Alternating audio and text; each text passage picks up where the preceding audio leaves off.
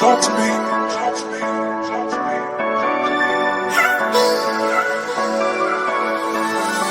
Talk to me.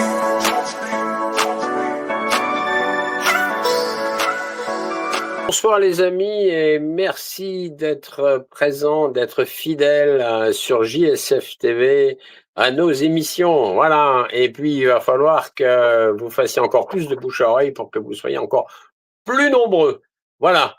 D'abord, ça c'est dit. Alors bon, en plein milieu de cette actualité morose, puisque effectivement il y a de la guerre encore et toujours. Nous avons un président américain qui s'était dit, qui s'est fait élire pour faire la paix, et puis en fait il fait la guerre. Alors évidemment, bon bref, passons. On n'est pas là pour débattre de ça, mais ça fâche quand même. Ceci étant, alors ce soir j'ai une émission qui va être coupée en deux. D'un côté le spirituel, d'un côté le yiking. D'un côté, quelque chose de très bien, mais ça, l'auteur du livre, il va nous en parler bien mieux que moi, je pourrais le faire. Et pour l'autre moitié de l'émission, ça va être notre ami Philippe Brocker, que certains d'entre vous connaissent, qui commence à avoir un peu son rond de serviette d'ailleurs sur JSF TV, pour son nouveau livre coécrit, un livre à quatre mains avec Manuel Sanchez et qui s'intitule Les barons voleurs du nouvel ordre mondial. Alors, mais déjà, je vais accueillir donc par ordre mon premier invité, qui est le docteur Yves Guéniou Vendy, qui est médecin acupuncteur et en même temps artiste peintre. Voilà. Eh bien, bonsoir Yves et bienvenue. Bonsoir Claude et merci de ton accueil. Plaisir partagé. Écoute, on se connaît, on s'est déjà vu. Je suis déjà venu faire des conférences au Havre, donc avec ton association. Donc voilà. Et tu reviendras. Écoute, pas de souci. Voilà. Et mon deuxième invité, notre ami Philippe Brocker, écrivain essayiste. Et le voici. Voilà. Bonsoir messieurs, bonsoir Eric, bonsoir tout le monde, bonsoir les modérateurs, bonsoir les amis sur le chat. Et effectivement, comme tu dis Claude, c'est vrai que bientôt je vais commencer à écrire mon nom sur le rond de serviette, effectivement, dans votre chaîne. Voilà. Tu vois. Bon, alors écoutez Donc, les amis, ce soir j'ai réuni Le Havre avec Yves Guéniou, puisque c'est un Havrais, il habite Le Havre depuis longtemps. Et le sud-ouest, là, avec notre ami Philippe Brocker, là-bas, dans le fin fond des Pyrénées, là, je sais jamais d'ailleurs, Sarah-Colin, voilà, c'est ça, ça y est. Je me suis dit, mais où il est déjà? Il est là-bas, tanké, dans un petit village, fort sympathique d'ailleurs, effectivement. Alors, messieurs, je vous ai réunis ce soir pour parler de vos livres respectifs. Déjà, le livre donc du docteur Yves Guéniou Vendy. Alors Vendy, c'est son nom d'artiste. Donc Yves est donc un médecin acupuncteur depuis très longtemps et en même temps il est artiste peintre, puisqu'en fait les illustrations de son livre, en fait c'est lui qui les a faites. Donc voilà, je sais pas si vous visualisez bien les amis, mais voilà. Et c'est très très bien fait, c'est le Yiking. Et d'ailleurs, je vous invite à aller voir donc son site internet, donc avec son nom d'artiste, s'appelle Vendy, V-A-N-D-I, et vous allez trouver sur internet donc ses œuvres et ce qu'il fait. Alors, Yves, avant qu'on parle, on va commencer par toi. Avant que tu nous expliques ton livre, j'ai une coutume. Moi, chaque fois que je reçois des auteurs, je lis la quatrième de couverture. Donc, si tu le permets, je lis la quatrième de couverture de ton livre et ensuite, je te laisse la parole. Alors, ce livre est une première en Occident. Il réunit les 64 figures du Viking, illustrées comme un équivalent des calligraphies chinoises de son origine. Ces calligraphies issues des fameuses techniques divinatoires sur les écailles de tortue ont structuré le cycle annuel de l'énergie solaire. Les chamans qui ont observé le ciel étaient aussi des médecins et confirmaient sur les humains ces connaissances, à l'origine ensuite de l'acupuncture et de ses diagnostics. Le génie de cette vieille pensée chinoise est unique comme compréhension précise de l'alternance parfaite des deux principes fondamentaux élémentaires et complémentaires à l'œuvre en l'homme, dans la matière et dans le cosmos. Illustration et résumé des textes accompagnent ici une lecture du corps, de ses organes et des symptômes ou signes associés. Les liens avec la vision occidentale astrologique sont depuis longtemps en France à l'étude. Ce livre en apporte à tous une approche. La connaissance des différences individuelles est une grande richesse pour tous, thérapeutes et curieux du champ de leur vie. Voilà. Donc, écoute, en illustration de couverture, donc tu as mis Wang, empereur au roi jaune, et en surimposition, l'homme de Vitruve par Leonardo da Vinci, pour employer son nom italien. Alors, Yves, écoute, déjà, tu vas nous expliquer ce que c'est que le yiking, parce qu'honnêtement, moi, je ne sais pas trop ce que c'est. J'ai lu ton livre, mais j'aimerais bien que tu expliques ça à nos amis internautes, et donc je te laisse expliquer, et aussi pourquoi tu as écrit ce livre et pourquoi tu t'es intéressé donc au yiking. Voilà, je te laisse y aller. Alors, ce livre pour moi, est un défi parce qu'aujourd'hui, dans un monde hyper technologique, il nous parle de la nature. Il nous parle de notre relation avec effectivement les changements permanents de la relation de la Terre avec le Soleil. Et ces effets sont fondamentaux et ont une grande importance en fait sur l'humanité, sur tous les êtres vivants en fait, voilà. Et ça fait très longtemps que ce regard des humains s'est fait sur évidemment notre Terre en relation avec le Soleil. Ça fait extrêmement longtemps. Ça a commencé avec la civilisation mégalithique, c'est-à-dire que nous les Gaulois, etc., et tous ceux qui nous ont précédés, à Karnak, en France, on a effectivement les prémices de cette relation verticale entre le ciel, le soleil et la terre, et entre deux, la lune. Voilà. Et donc, ça a donné ce qu'on appelle les pierres dressées, les mégalithes, à Karnak, hein, vous en avez un paquet, et en France aussi, d'autres endroits. Et il y en a dans le monde entier, il y en a même en Chine. Et donc, ça a donné peu à peu, cette pierre dressée, ça a donné ce qu'ils appellent le champ orienté, c'est-à-dire la relation est-ouest, nord-sud. Voilà, cette espèce de quadrature des quatre orients qui fondent au fond tous les systèmes de pensée ensuite dans le monde entier. Voilà.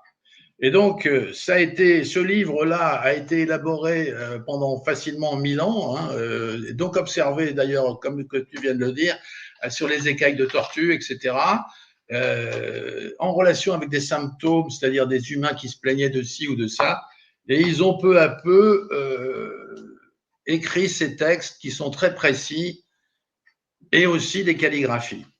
Alors, ce livre-là, moi, je suis tombé dedans il y a très longtemps, puisqu'on a été, nous, en France, je ne sais pas si vous vous rappelez, mais le fameux livre jaune était la Bible des hippies, je dirais, hein, c'est-à-dire partout. Hein, voilà. Et donc, il était assez incompréhensible. Et donc, il a fallu du temps on l'a lu, relu, on n'a rien compris. Et donc, peu à peu, au fil des années, nous, les Français, on a quand même été très doués et très perspicaces pour peu à peu déblayer le terrain.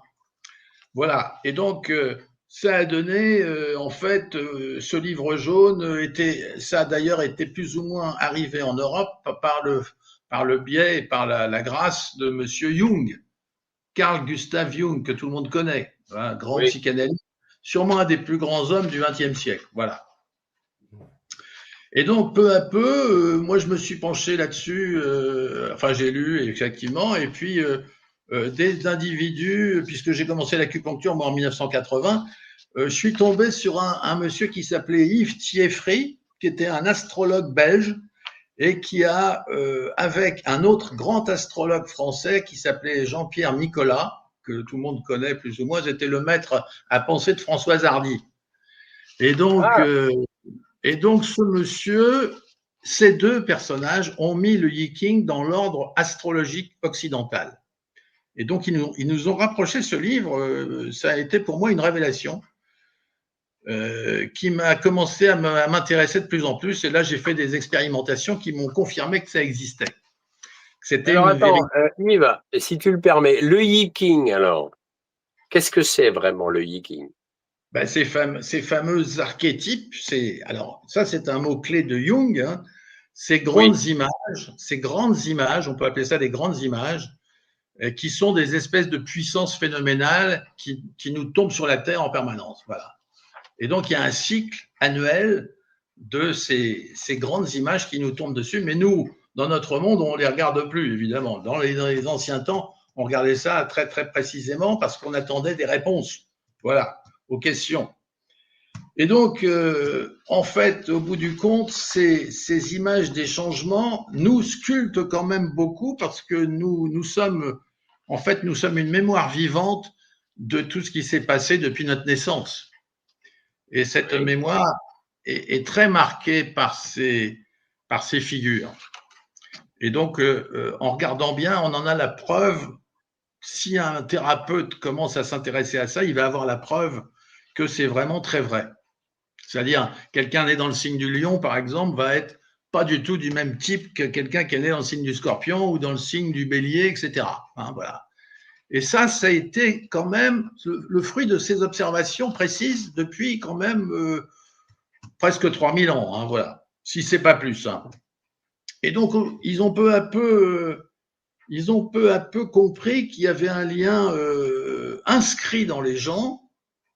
Alors, il y a 3 mots-clés. Hein. Les 3 mots-clés, c'est le Tsing, c'est-à-dire cette énergie est héritée des parents hein, et des grands-parents. Le mot mhm, Chi, c'est-à-dire les figures sont là aujourd'hui. Par exemple, on est dans le signe du poisson, il y a des figures du poisson. Voilà. Hein. Et puis, il y a aussi le mot Shen, c'est-à-dire qu'est-ce qu'on fait de ces figures? Qu'est-ce qu'on va en faire? Parce qu'en fait, la question fondamentale, c'est de ne pas être complètement soumis à ces figures. C'est d'être aussi des acteurs. Nous sommes oui, des acteurs. Et donc, en comprenant et en regardant ces figures, effectivement, on se pénètre de notre propre conscience personnelle.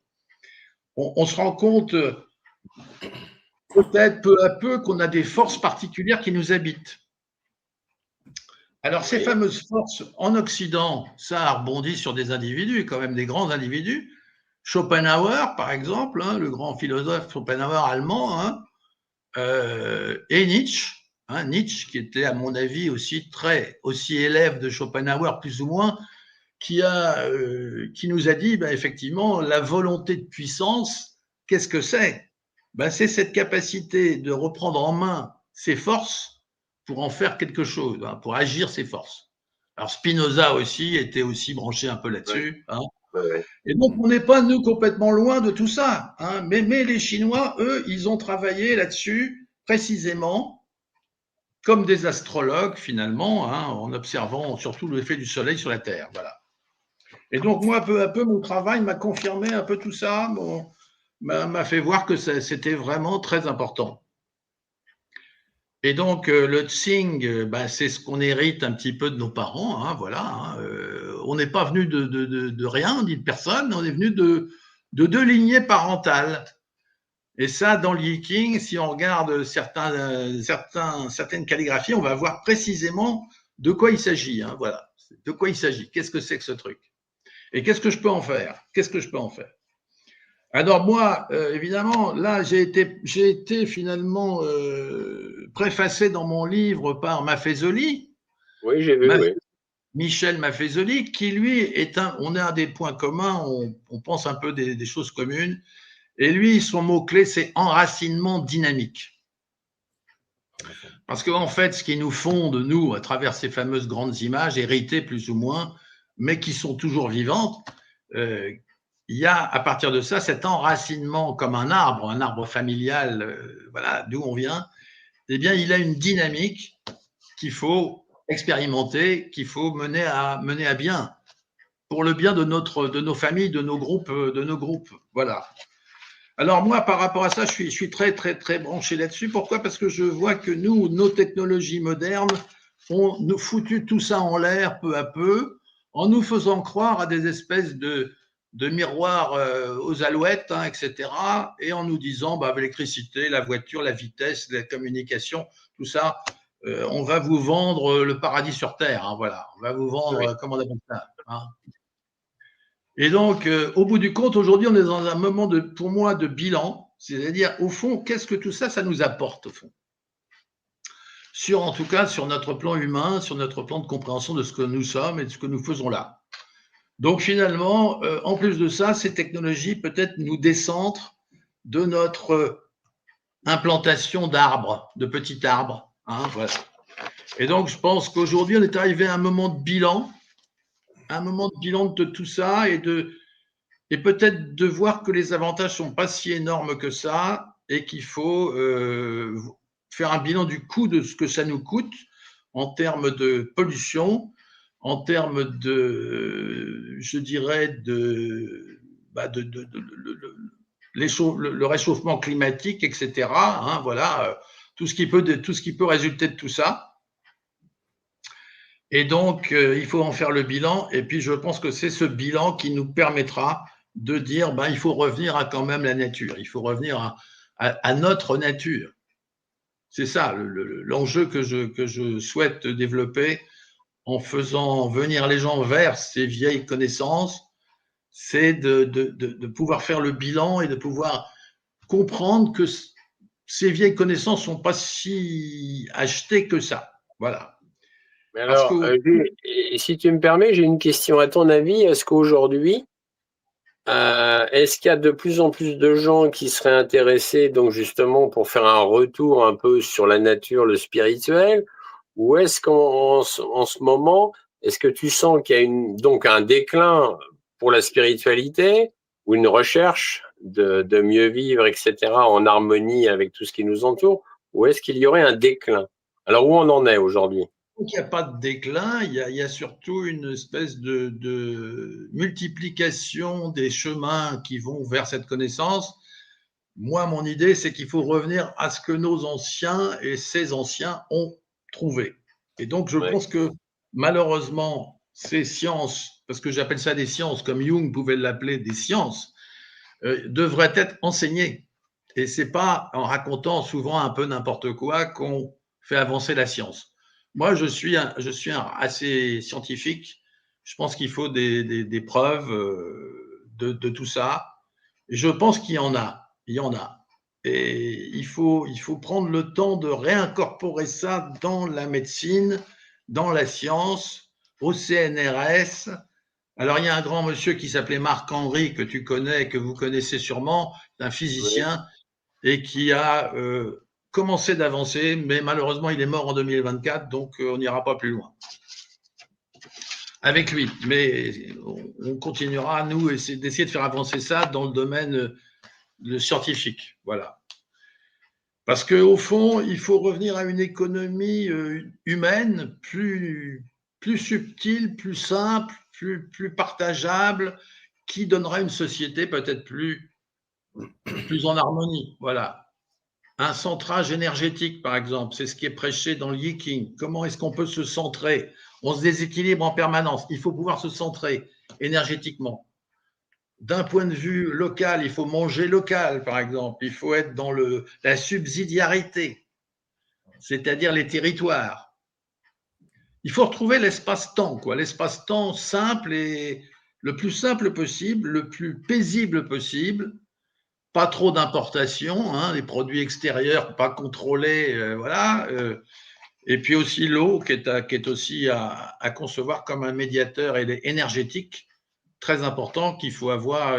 Il faut avoir le souci aussi d'avoir cette fluidité. Et cette fluidité, elle est aussi dans le Yiking, c'est-à-dire que les énergies sans arrêt mutent, sans arrêt se transforment. C'est une fluidité de la vie. Mais une fluidité qui a un temps relativement… on a le temps de nager, je dirais, dans cette fluidité. On a le temps de s'incorporer à ça. Sauf que nous, maintenant, on est pris dans cette vitesse illusoire. Et finalement, on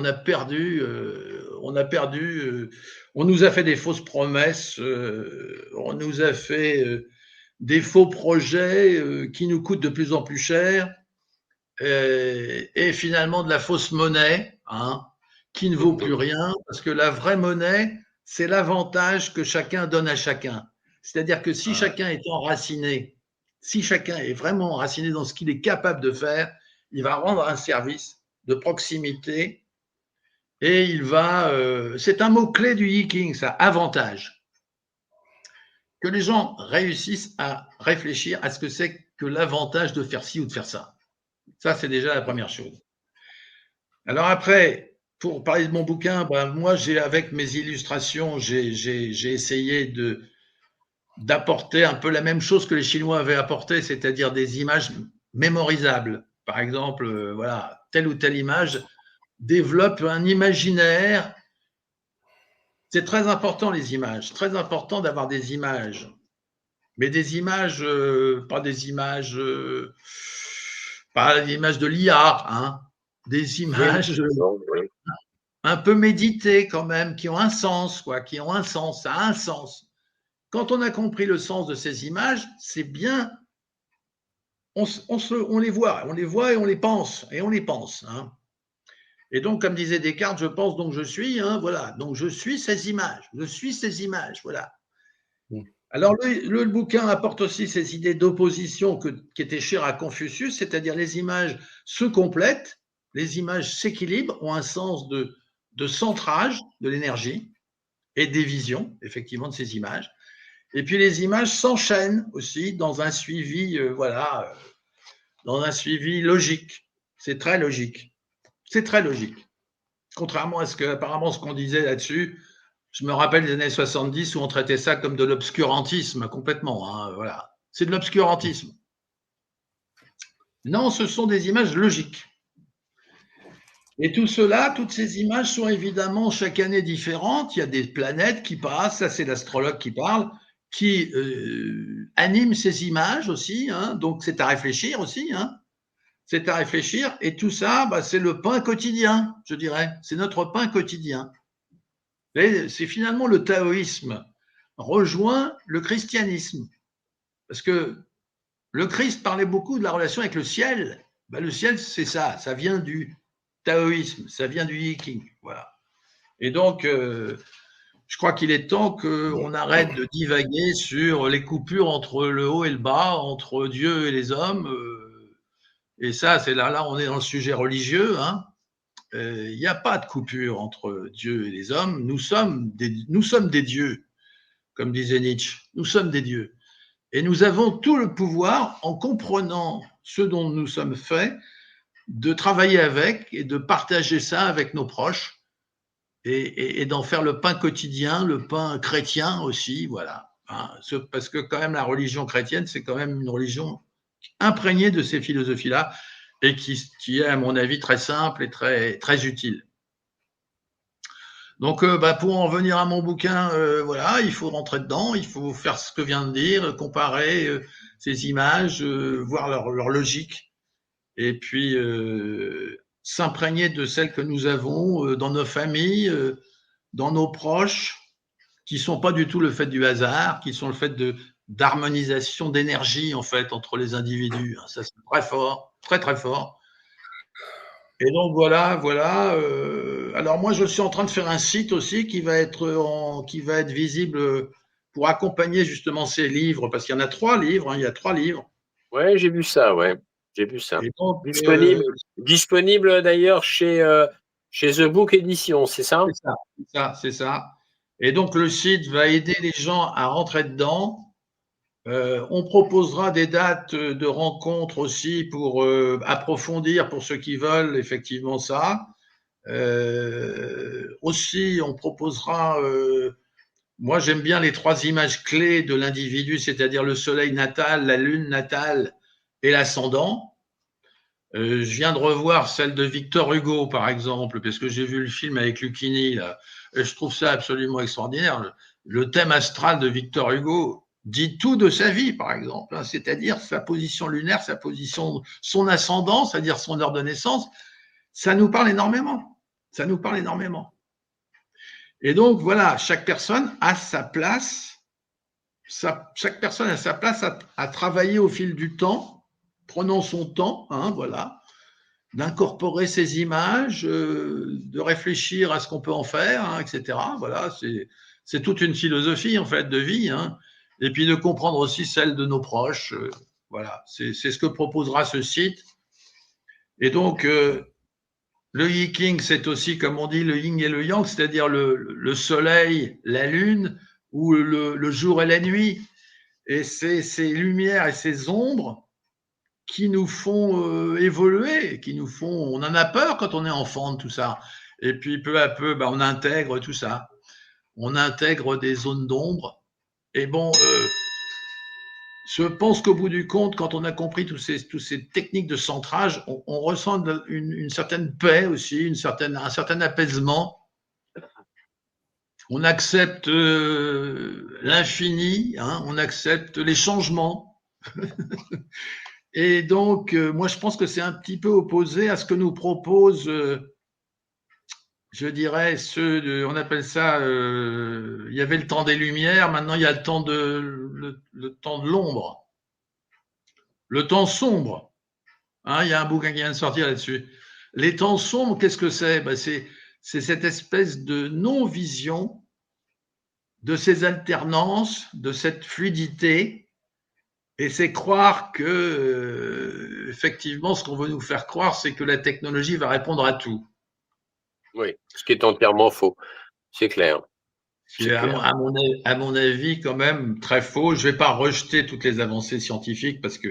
Non, mais bien sûr, c'est clair. C'est clair. On n'ira pas du tout jusque-là. On a inventé des tas de choses intéressantes. Mais je crois que le fond quand même, c'est toujours cette relation à l'énergie, la véritable énergie. Oui. Et elle nous vient du ciel. Elle nous vient du ciel. Et donc, je pense que j'ai fait mon boulot de mettre ça peut-être à peu près, en tout cas un peu plus abordable que le fameux livre jaune de Willem que nous ne comprenions pas il y a 50 ans. Je pense que quand même, j'ai fait un sacré boulot quand même pour. Bon, évidemment, c'est sûrement pas parfait. Il y a sûrement des tas de trucs à faire en plus. Mieux. Non, mais ça a le mérite de toute façon, Yves, d'être très compréhensible. Et d'ailleurs, je le remontre, voilà.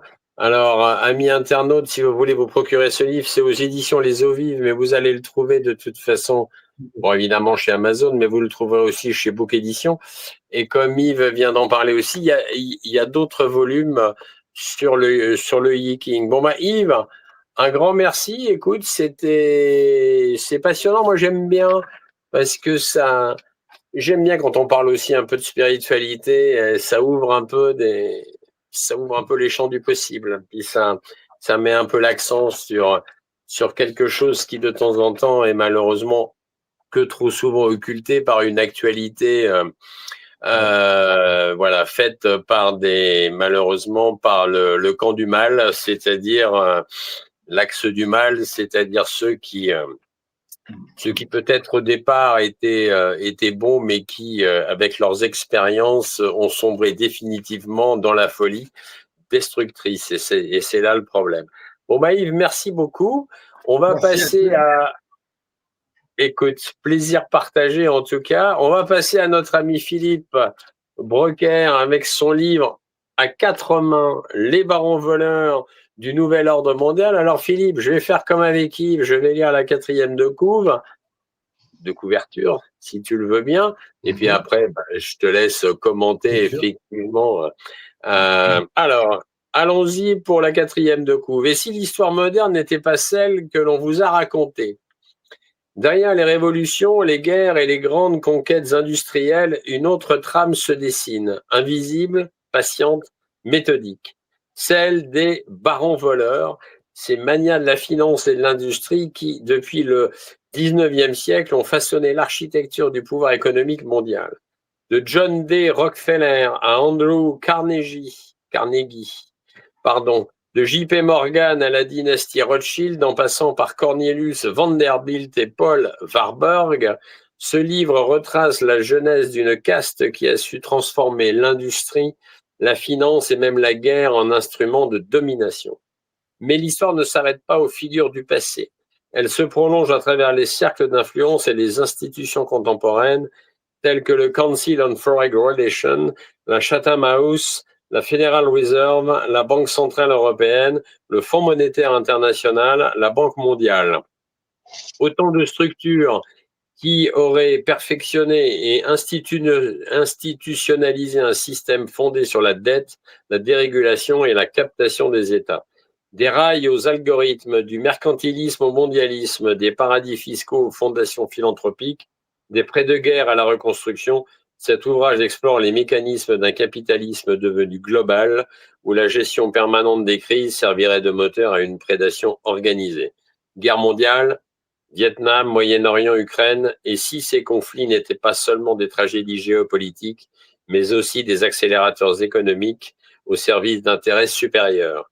De la Banque d'Angleterre au forum de Jackson Hole, des lobbies aux ONG, les auteurs proposent une lecture radicale des dynamiques qui structurent notre monde. Ni pamphlet, ni traité académique, ce livre est une plongée sans concession dans les rouages d'un pouvoir qui ne dit pas son nom. Il n'offre pas d'utopie, encore moins de consolation. Il tend un miroir dérangeant. Car si ces pages disent vrai, alors la liberté que nous croyons posséder n'est peut-être qu'un mirage soigneusement entretenu. Êtes-vous prêt à voir les barreaux invisibles de la cage? Point d'interrogation. Voilà, donc ça vient de sortir, donc c'est paru chez The Book Edition. Et eh bien, mon cher Philippe, je te laisse commenter pourquoi vous avez écrit ce livre tous les deux, et puis évidemment les grandes lignes, bien évidemment. Merci Claude, merci pour la présentation, merci aussi pour la présentation d'avant. Je profite justement de rebondir, juste une petite chose, c'est justement, nous ne sommes pas Dieu, nous n'en sommes qu'une infime parcelle et de son idéologie, mais justement les barons voleurs, ce sont ces personnes-là qui se prennent pour Dieu et qui aujourd'hui essaient justement de le dépasser. Voilà, c'était juste pour expliquer cela. Donc, moi, ce qui me concerne, donc effectivement, ce livre que nous avons écrit à quatre mains avec mon ami Manuel Sanchez, en fait, pourquoi ce livre? Déjà, parce qu'il est unique. Voilà, c'est parce que personne ne l'a vraiment fait aussi complet, aussi détaillé, aussi cartographié pour présenter tous les acteurs malveillants qui poursuivent depuis un peu plus de 2 siècles leur objectif d'un empire mondial. Parce qu'en fait, justement, et je vais y revenir un peu dessus, un petit clin d'œil à votre invité précédent, ce livre remet l'Église au centre du village, justement, pour identifier ces acteurs et surtout pour donner les exemples les plus importants de leurs crimes, de ceux qui sont maquillés par des montages de stratégies, qui corrompent les États, qui endorment les populations. C'est important parce que il est temps maintenant, dans ces temps justement qui ne sont plus fluides, dans des temps de compréhension, il est temps de se poser quelques bonnes questions par rapport à notre vie. Donc notre vie, elle est dirigée aujourd'hui par un nouveau Dieu qu'on nous a imposé, qui est justement la monnaie. Mais cette monnaie, à un moment donné, il faut se poser la question de qui l'imprime, qui lui donne sa valeur, quelle est d'ailleurs sa véritable valeur à cette monnaie, qui a décidé que le wokisme ou les théories du genre étaient importantes, par exemple. Pourquoi aujourd'hui on numérise tous nos documents et qu'on essaie de nous amener vers notre monnaie et alors qu'il y a des cyberattaques qui pillent toutes nos données, justement, on entend toutes les semaines se faire piller, se faire avoir. Ou pourquoi... Pardon? Oui, et de plus en plus d'ailleurs.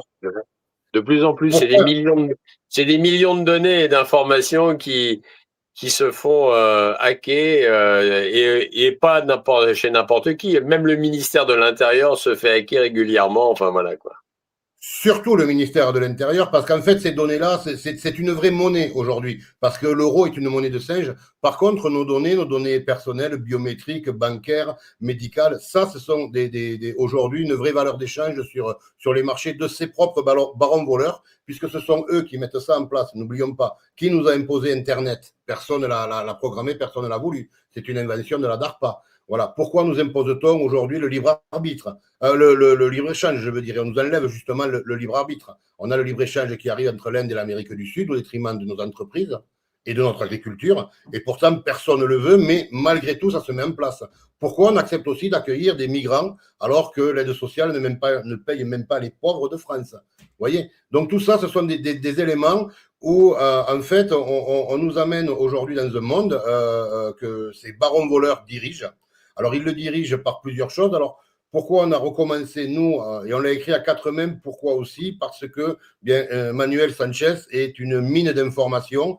Il a énormément d'éléments, que ce soit des courriers, des correspondances, il a tout ce qui est des noms de famille, les liens, c'est quelqu'un qui a une compilation d'histoires et de théories qui est assez hallucinante. Et ce livre est le fruit de plus de 10 années de recherche. Il faut le savoir, et 10 années de recherche minutieuse, parce que dans le principe, mon co-auteur, donc Manuel Sanchez, il a accès à toutes ces preuves, toutes ces choses qui lui ont permis de reconstruire en fait l'architecture complète de la cage financière et économique dans laquelle nous vivons, en fait, tous aujourd'hui, par la faute de ces gens-là. Et donc, lorsqu'il m'a présenté certains documents, il me les a mis devant et tout, et ce qu'il a découvert, en fait, c'est proprement sidérant. Voilà. Parce qu'en fait, on se rend compte qu'il n'y a pas réellement de crise qui ne soit préparée et qui ne soit déjà anticipée, oui. Que ce soit les crises économiques, les guerres, toutes les grandes entreprises ou donc quand je parle des grandes entreprises, justement, je vous parlais, vous voyez, de Internet, du wokisme, de la numérisation du monde, même toutes les réformes politiques, en fait, elles cachent une caste invisible. Mais cette caste, elle est hyper organisée. Elle est capable de manipuler des États, des personnes bien évidemment, mais des États, de dicter sur les marchés, sur les bourses et d'orienter surtout nos vies, à leur avantage, toujours. Et c'est là le problème, d'ailleurs. D'ailleurs, l'expression des barons voleurs, elle vient du XVIIIe siècle, en gros 1859, 1860, parce que déjà, à l'époque, aux États-Unis, la presse parlait de cette caste de malfaisants. En fait, c'était à l'époque de ce qu'on appelait l'âge doré aux USA, où tout se construisait, tout se mettait en place, le chemin de fer. C'est pour ça que dans la 4e de couverture, on parle des rails aux algorithmes, en fait, parce que ça part depuis le moment où ils ont commencé à trouver le pétrole avec Rockefeller jusqu'au moment où il y a eu l'imposition de la Blue Steel de la Steel US avec Carnegie. Et donc, ces gens-là ont commencé à faire mettre en place le rail, par exemple, mais ce qu'ils ont mis en place avec le rail en 1860, et donc en faisant déjà un monopole du transport, un monopole et un choix déterminé des endroits et des routes par où allait passer donc le progrès, le modernisme et les matières premières, tout ça, bien évidemment, sur le dos des travailleurs immigrés. À l'époque, beaucoup de Chinois, beaucoup d'Irlandais ont construit ces rails et ont construit ces routes-là. C'est un peu ce qu'on vient de découvrir aujourd'hui avec l'Iran, et c'est pour ça que ça touche vraiment l'actualité. C'est ce qu'on vient de découvrir aujourd'hui avec l'Iran et avec le détroit d'Ormuz. Vous avez par exemple une entreprise, la Lloyd, qui depuis 300 ans, qui fait partie aussi de ces barons voleurs anglo-saxons qui sont cachés à la City de Londres, et qui, eux, sans travailler, en fait, ne faisaient qu'assurer les bateaux. Et en assurant les bateaux, en fait, et oui, mais assurer les bateaux, c'est pas juste, comme on le présente, couvrir une cargaison, une marchandise, c'est déterminer à la fois qui peut prendre les bateaux et couvrir sa marchandise, quel chemin ils peuvent prendre, vers où ils peuvent aller en premier, c'est-à-dire c'est déterminer et remettre en place une architecture, une toile d'araignée mondiale qui va déterminer qui va gagner, qui va perdre. Et déjà, et d'ailleurs, Philippe, si tu le permets, j'ai quelques chiffres là-dessus, puisque tu parles de la Lloyds. Et effectivement, depuis la menace de la fermeture du détroit d'Ormuz, il faut savoir qu'un pétrolier, ça coûte à peu près quelques millions de dollars. Et chaque pétrolier qui navigue aujourd'hui était assuré pour 250 000 dollars. La prime d'assurance pour chaque pétrolier se montait à 250 000 dollars. Aujourd'hui, depuis le départ du conflit, les primes sont passées à plus d'1 million de dollars par pétrolier. La Lloyds, entre autres. En fait, en pourcentage, la Lloyd prenait 0,125% en termes de prime d'assurance du montant et elle est passée entre 1 et 1,5%. Ce qui fait qu'on est passé en fait de quelques milliers d'euros à plus de quelques millions d'euros en claquant des doigts. Là où Trump, et c'est d'ailleurs pour ça que Trump s'est permis de s'interposer en disant qu'il allait protéger le détroit d'Ormuz avec l'armée américaine, parce qu'en fait, c'est ce qu'il a fait. Alors, je ne sais pas s'il l'a fait volontairement, parce qu'on ne sait jamais avec Trump s'il le fait volontairement ou pas, mais en ce qui me concerne, ce qu'il a fait, ça m'a encore réjoui. Pourquoi ? Parce qu'il a enlevé encore une fois de plus un fil financier de ces barons voleurs, de ces mondialistes, en fait, parce que ce que la Lloyd maîtrisait depuis 300 ans, ce que la City de Londres se gavait, parce que là, on est en train de parler de montants de l'ordre de 60 à 90 milliards d'euros par an qui étaient engrangés pour rien, pour protéger ces bateaux. Ce qu'a fait Trump, en fait, c'est que là, il vient d'enlever 60 à 90 milliards d'euros qui rentreront plus dans les banques des truands de la City. Parce que bon, on va pas revenir tout le temps sur l'obédience des personnes qui tiennent ces banques-là, mais en fait, c'est quelque chose qui tenait depuis 300 ans et qui là, d'un claquement de doigts et grâce à l'Iran, alors je vais pas dire pour le coup, parce que pas grâce à Trump, parce que je suis ni trumpiste, mais parce que je ne sais pas, mais en tout cas, grâce aux problèmes qu'il y a aujourd'hui en Iran, d'un claquement de doigts, les mondialistes ont aussi perdu maintenant le transport maritime et la maîtrise sur le transport maritime par ce biais-là. Et moi, ça me réjouit profondément, en fait, voilà, pour ne rien vous cacher, parce qu'il est temps aussi d'expliquer ce que sont justement ces barons voleurs, comme je vous disais, qui sont, la première expression date de 1859. Donc, effectivement, ça commence déjà à faire pas mal de temps qu'ils se gavent sur notre dos et en nous mettant, en fait, tout le temps dans une position où ce qu'ils font, c'est qu'ils retirent les économies nationales que l'on fait pour les familles, que l'on fait au quotidien en se levant, parce que tout Français qui se lève tous les matins se lève aujourd'hui pour payer une dette qui n'a pas été contractée par nous, mais par des dirigeants qui appartiennent, ce sont des agents de ces barons voleurs, et qui, en fait, déclinent et détournent toutes nos économies nationales vers des économies privées, c'est-à-dire celles de ces personnes-là. Alors, il y a les grands noms de ces barons voleurs que tout le monde connaît, bien évidemment. Hein, c'est Rockefeller, c'est Rothschild, c'est Carnegie. Et puis, il y a toute une chaîne de commandement qui, en fait, cette chaîne de commandement, c'est ce que nous avons présenté dans ce livre-là avec mon ami Manuel Sanchez, c'est que cette chaîne de commandement part de plus emblématique, qui est Rothschild, pour arriver jusqu'au plus minable de la bande actuellement, c'est-à-dire Zelensky. Voilà, puisque pour moi, de mon côté, ce n'est ni plus ni moins qu'un clochard de guerre, un agent de ces gens-là, comme Macron est arrivé en étant un agent bancaire juste pour pouvoir surendetter la France. Et une fois de plus, quand on endette la France, c'est exactement le schéma de prédation qu'utilisent ces rapaces, c'est-à-dire qu'en endettant la France, on enlève les impôts nationaux pour les faire rentrer par le biais d'intérêts dans les poches tout simplement de Rothschild, sans que ces gens-là travaillent, et en utilisant et en abusant et en écrasant le travail justement de tout citoyen que l'on peut avoir en France. Il faut savoir que depuis toujours, ces hommes et leurs familles sont toxiques, ils sont dangereux, mais aussi ils sont d'une intelligence redoutable. Il ne faut surtout pas les prendre pour des idiots. Ce sont des personnes qui, depuis des... Voilà, ils ont construit leur structure mondiale de contrôle depuis des décennies. Donc, en fait, notre livre a été créé justement et est sorti pour dénoncer ces structures de pouvoir qui volent nos impôts avec la complicité, bien évidemment, de nos politiciens pour financer leurs guerres, leurs bulles spéculatives et les crises successives qu'ils nous imposent et qui nous ruinent. Voilà. Donc, en plus, pour endormir les populations, ce qu'ils font, c'est que justement, ils choisissent eux-mêmes ceux qui seront élus. Donc, pour ce faire, ils ont créé toutes les structures indépendantes des gouvernements pour pouvoir comploter, pour corrompre. Et comme avec, par exemple, les structures sont la table ronde, le CFR, le Conseil Foreign Relations, mais sinon, il y a les clubs comme le club Bilderberg, le club du siècle, le WEF. Donc, toutes ces structures-là viennent originellement de ce que ces barons voleurs qu'on a présentés dans ce livre ont créé et ont institué. Mais c'est aussi tout le système bancaire, c'est-à-dire que ce soit la Fed, que ce soit le FMI, que ce soit la Banque des règlements internationaux, que ce soit toutes les banques, les structures, les banques centrales, ils sont à l'origine de tout. Ils sont aussi à l'origine de l'invention des fonds de dotation et des paradis fiscaux. Parce qu'il faut savoir aussi que ces personnes-là travaillent, une fois qu'ils ont tellement accumulé d'argent, pour se donner, c'est même pas pour se donner bonne conscience, c'est pour continuer à nous maintenir dans l'illusion et dans leur cage dorée, justement, ils font ce qu'on appelle de la philanthropie de capitalisme.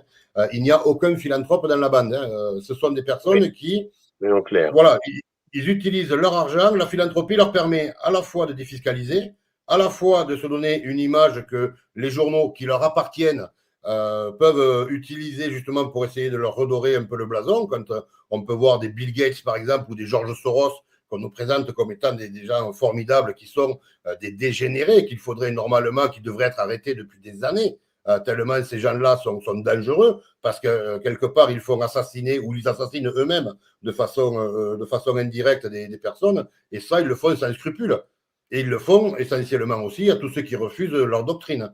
Donc voilà, il faut quand même le savoir, parce que là, ce dont on parle là, les barons voleurs, c'est Il y a la mafia classique, je dirais, qui est déjà une nouvelle chose, mais eux, c'est vraiment la très haute mafia.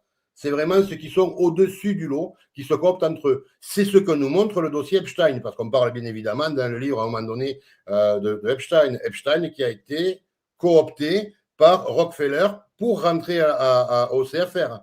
Un Epstein, donc maintenant les gens savent qui il est et les horreurs qu'a fait cet homme-là, est resté pendant 25 ans à la table du CFR.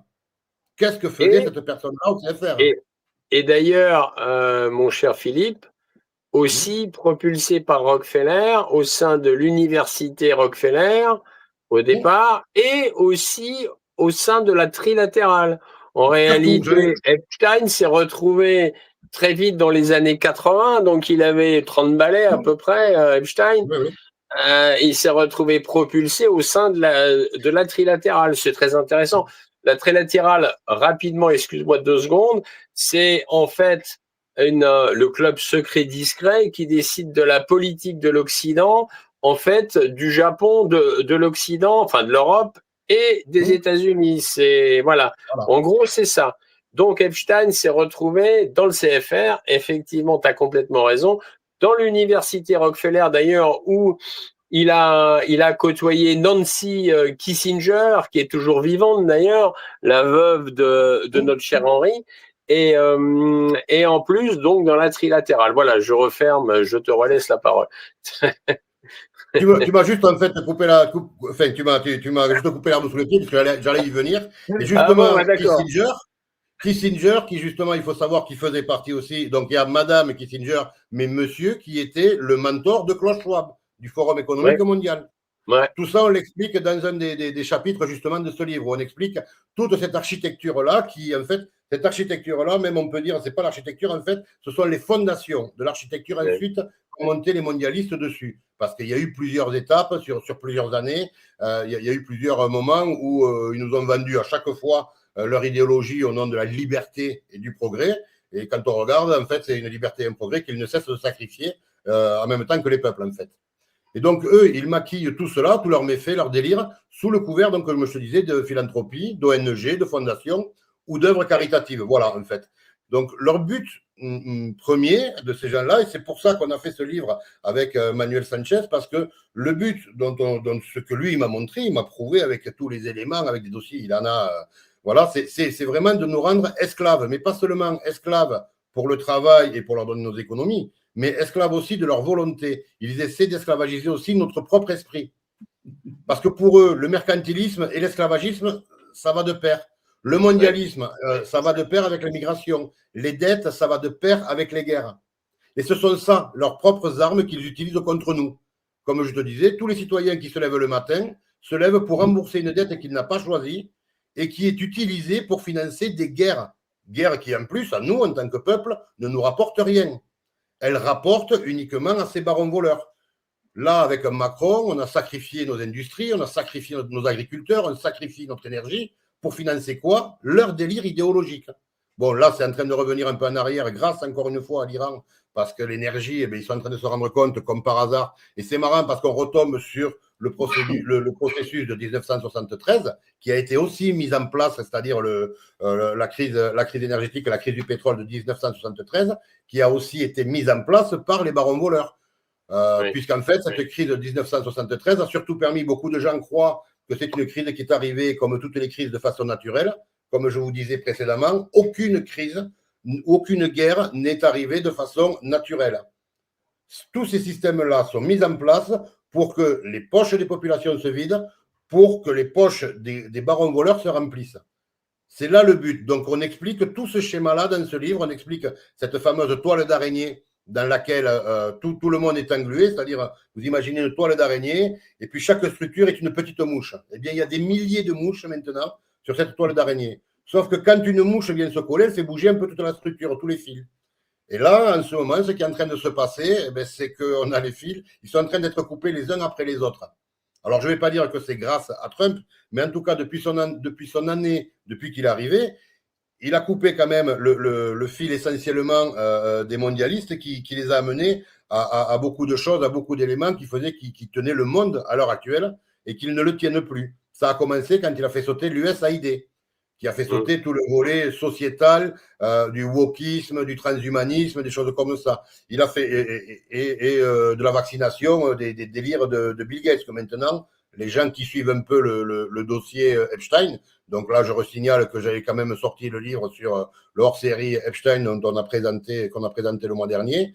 Là, celui des barons voleurs explique vraiment de façon factuelle, de façon sourcée, comment ils ont monté, quand est-ce qu'ils ont monté, avec qui ils ont monté, justement, ces structures, comment ils ont monté cette façon de gérer le monde, comme il a été annoncé, parce que ce sont des comploteurs, si nous on était traités de complotistes, ce sont des comploteurs, mais en fait, maintenant, ils font des complots directement affichés, parce que leur complot, ça s'appelle l'agenda 2030 de l'ONU, qui coïncide exactement avec l'agenda 2030 du Forum économique mondial, dont Klaus Schwab était l'élève dont on vient de parler justement, de toutes ces familles-là, et qui était généré aussi par le flux de Harvard, parce qu'il faut voir tous les flux de Harvard, et pourquoi d'ailleurs l'école s'appelle Harvard, parce qu'elle a été financée par monsieur Harvard, qui était lui aussi un baron voleur.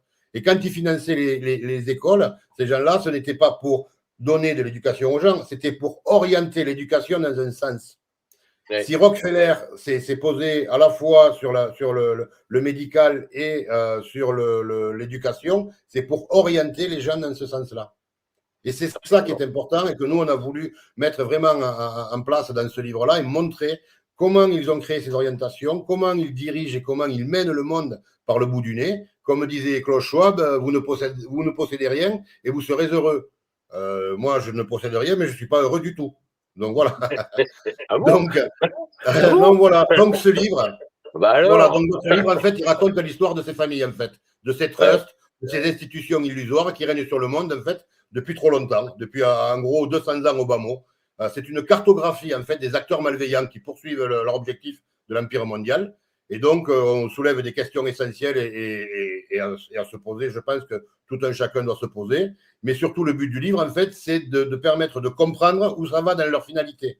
Parce qu'en fait, dès qu'on commence à comprendre les rouages, leur stratégie, leur système, c'est déjà s'en extraire.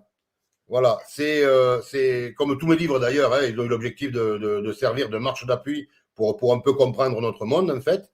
Celui-ci, une fois de plus, ne se contente pas de raconter l'histoire telle qu'on nous l'a enseignée en fait à l'école, mais comme on la voit à la télévision. Voilà, il cherche à éveiller les lecteurs une fois de plus, à leur offrir des points de vue exclusifs en fait, à montrer ce que l'on ne voit pas comme d'habitude dans les médias traditionnels, ce que l'on voit comme dans des émissions comme la vôtre. Ça permet de présenter sous un angle radicalement différent la vision qu'ils peuvent avoir de certains philanthropes ou de certaines grandes familles. Ce sont des truands, c'est de la haute mafia. Donc notre ambition, à Manuel Sanchez et à moi-même en fait, à travailler avec ce travail, c'est aussi de faire passer les spectateurs et nos lecteurs, en fait, les faire rentrer dans le moment de l'action.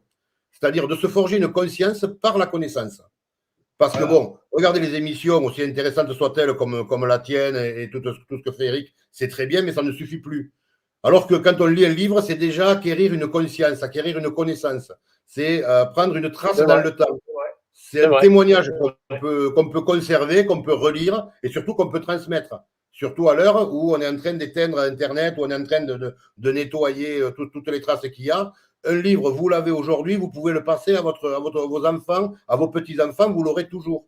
Et ça, c'est très important de garder cette trace-là aujourd'hui, indépendamment du fait qu'il faut continuer à soutenir des auteurs indépendants. Je ne dis pas ça de façon financière, je dis ça de façon spirituelle et intellectuelle. Si à un moment donné, on ne se sent pas soutenu, c'est-à-dire quand les gens prennent nos livres, les diffusent, les lisent, les partagent, eh bien on se dit à un moment donné à quoi ça sert que je fasse ça. Donc on passe à autre chose, voilà. Alors que ce qu'il y a de formidable avec un livre, c'est qu'il se partage, qu'il se consulte à l'infini, il n'y a pas besoin d'électricité, il n'y a pas besoin de réseaux sociaux, et il éduque tout le temps. Voilà. Donc vous pouvez l'offrir à vos proches, vous pouvez l'offrir à vos amis, parce qu'il n'y a rien de mieux que de faire un cadeau qui soit intelligent, comme quelque part, je me permets de le dire, et de leur permettre aussi à eux d'ouvrir les yeux. Parce qu'en fait, comprendre et questionner le monde qui les entoure, c'est déjà commencer à trouver des réponses. Et offrir du savoir, offrir de la connaissance, c'est aussi offrir de la liberté. Et franchement, quoi de mieux que d'offrir de la liberté à ceux que l'on aime? Bon, c'était pour le petit slogan, le petit clin d'œil. Voilà. Mais c'est dans cet esprit que les barons voleurs du nouvel ordre mondial a été conçu, en fait. Et c'est D'accord. non, mais par contre, c'est pas un livre qui est fait pour effrayer, mais c'est un livre qui est fait pour éclairer. Par contre, c'est pas un roman. C'est évident que c'est un livre d'études avec des schémas, avec une explication technique de temps en temps, parce que c'est nécessaire pour démontrer exactement comment ils ont fait et permettre à chacun, une fois qu'il aura compris les rouages, de se préparer à ne plus subir. Alors, si vous êtes prêt un peu à un moment donné à vous lever, et surtout à lever le voile et à découvrir ce que l'histoire officielle a occulté, et à comprendre ce qui nous empêche réellement d'être libres, et bien alors ce livre, c'est un très très bon point de départ. Donc, c'est en ça que nous, avec Manuel Sanchez, on a voulu amener notre pierre à l'édifice, et cette fois de façon alors beaucoup plus carrée, beaucoup plus rigoureuse, beaucoup plus sourcée que ce que je peux faire moi dans mes billets récurrents avec mon blog de l'éveillé ou sur certains de mes livres. Donc, c'est vraiment l'idée, c'était de montrer que l'histoire moderne telle qu'on la connaît, eh ben, elle n'est pas du tout celle que l'on nous a racontée. Voilà. Ce qu'il se passe dans nos vies, ce n'est pas du tout comme on nous l'explique, en fait. Et c'est là l'idée. Oh, c'est bien ça. Oui, et c'est c'est là pas mal. l'idée. C'est... Et donc Ah, c'est oui, vraiment. alors, ça veut dire... L'idée du livre, c'est vraiment ça, en fait. Voilà. L'idée du livre, c'est vraiment de permettre à tout un chacun aujourd'hui d'avoir dans les doigts, à un moment donné, un outil réellement efficient et efficace qui lui permette de comprendre les tenants et les aboutissants de notre monde, en fait. Donc là, on est parti vraiment de comment ils ont construit ça, c'est-à-dire les mêmes personnes qui sont venues tuer les Indiens et leur prendre la place et s'accaparer de leurs biens, pour pouvoir construire un système et une architecture qui aujourd'hui est une toile d'araignée qui enferme le monde entier. Alors on a, malheureusement, c'est un malheur, la guerre en Iran, mais dans notre malheur, parce qu'il faut toujours chercher le bonheur, et là je reviendrai à ce que disait M. Guénou, il faut toujours trouver la fluidité dans ce monde-là, et moi je ne vois que plein de choses fabuleuses malgré tout qui peuvent sortir de l'Iran, c'est-à-dire qu'en premier lieu, là, les États-Unis, le pétrodollar, c'est terminé parce qu'il y a les pays de l'OPEP qui vont commencer à tousser parce qu'ils se sont fait attaquer. Donc, le gros avantage, c'est que le dollar ne va plus pouvoir être appuyé au pétrodollar. Donc, la puissance guerrière, la puissance financière et la puissance de corruption des États-Unis va s'éteindre avec ça. Trump a fait sauter involontairement un monopole de 300 ans des anglo-saxons sur les routes maritimes en faisant sauter la Lloyd et en disant que lui, il allait assurer les bateaux, mais je ne vois pas comment. Et puis, il n'y a aucun navire qui va pouvoir rentrer dans les détroits d'Ormuz pour protéger la moindre sortie. Je ne parle même pas du clampin qu'on a comme président, qui essaie d'être partout là, à la fois. Dès qu'il y a une guerre, il saute dessus parce qu'il doit avoir besoin de déclencher l'article 16 et de préserver son faux pouvoir illégitime, comme le fait depuis 2 ans et demi de plus Zelensky. Donc voilà, c'est pour ça aussi que le livre va de Rothschild à Zelensky, parce que c'est pour montrer comment tous ces agents, tous ces truands sont tenus par une main de maître, et je pèse mes mots, de maître, dans le principe où ces gens-là, en fait, leur tiennent la laisse autour du cou pour voir ce que on peut constater, en fait, dans notre monde, et surtout en France, comment Macron a détruit la France, comment les peuples français, depuis 10-15 ans, vivent de plus en plus mal, alors que l'élite, elle, va très bien.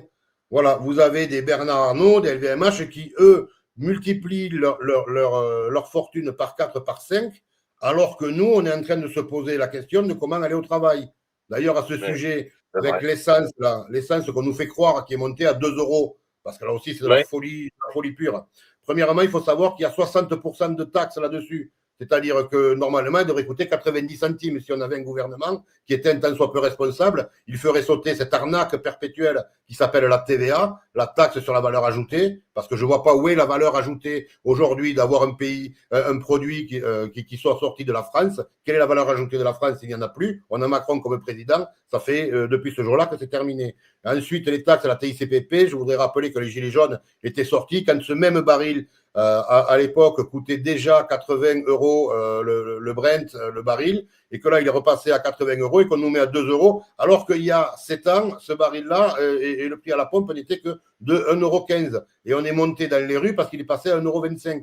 J'essaie de faire comme. Je n'arrive pas à comprendre pourquoi les gens ne sont pas dans la rue. Deuxième chose, quand on gagne le SMIC et que l'essence est passée à 2 euros, arrêtez d'aller travailler, franchement, restez à la maison. Vous expliquez que votre président vous ruine trop pour que vous puissiez aller travailler. Parce que l'argent, il va dans les caisses de Macron et dans les poches de Macron, parce qu'il ne va pas dans les caisses de l'État.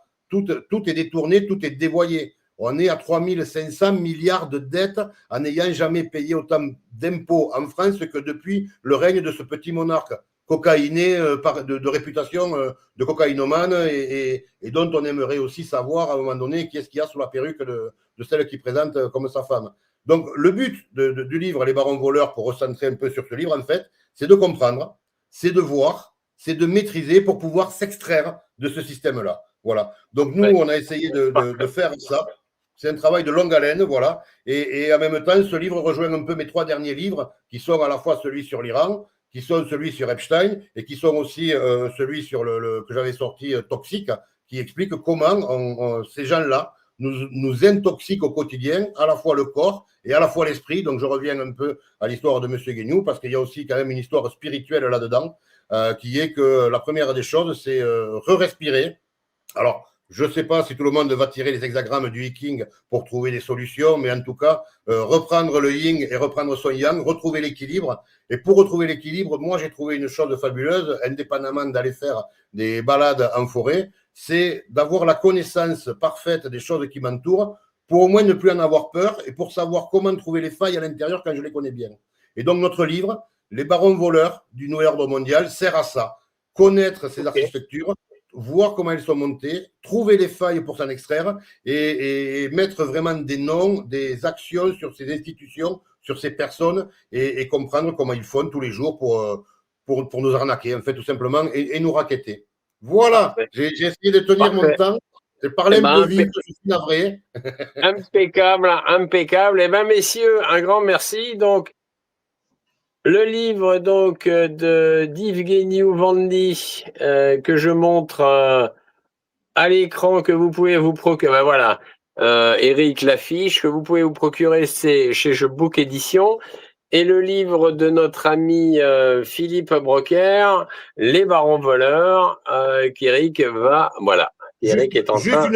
Juste une petite, pour terminer, petite chose, il est préfacé par monsieur Claude Janvier. Je vous fais le petit clin d'œil. Ah, c'est vrai, lui, je l'avais oublié, lui. Je l'avais oublié. Il faut toujours que le Claude Janvier, il traîne partout, c'est terrible, ça. C'est affreux, affreux, affreux. Finalement, pour dire un petit mot, je pense que ces 2 bouquins se complètent.